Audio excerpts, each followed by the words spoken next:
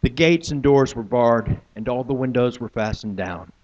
I spent the night in sleeplessness, rose at every sound, half in hopeless sorrow, half in fear that day would find the soldiers breaking through to drag us all away. Sunrise, I heard something at the wall. The gate began to rattle, and a voice began to call. I hurried to the window, looked out into the street, expecting swords and torches and the sounds of soldiers' feet, but there was no one there but Mary. So I went down to let her in. John stood there beside me as she told us where she'd been. She said they've moved him in the night, none of us knows where. The stone's been rolled away, and now his body isn't there. We both ran toward the garden. John ran on ahead. We found the stone in the empty tomb just the way that Mary said, and the winding sheet they'd wrapped him in was just an empty shell. How or where they'd taken him was more than I could tell. Something strange had happened there. Just what, I did not know.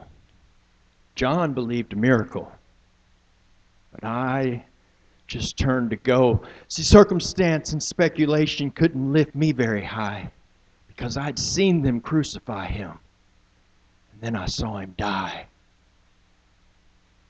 Back inside the house again, the guilt and anguish came.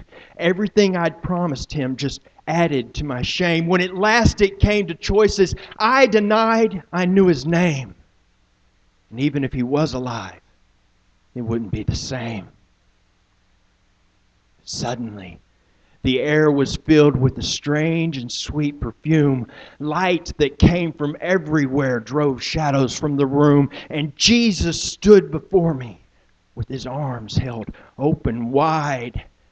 I fell down to my knees, hung my head, and cried. But he raised me to my feet. And as he looked into my eyes, love was shining out from them like sunlight from the skies. Guilt and my confusion, it disappeared in sweet release.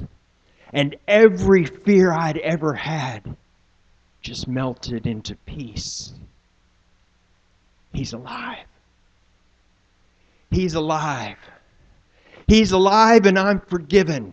Heaven's gates are open wide. He's alive. He's alive.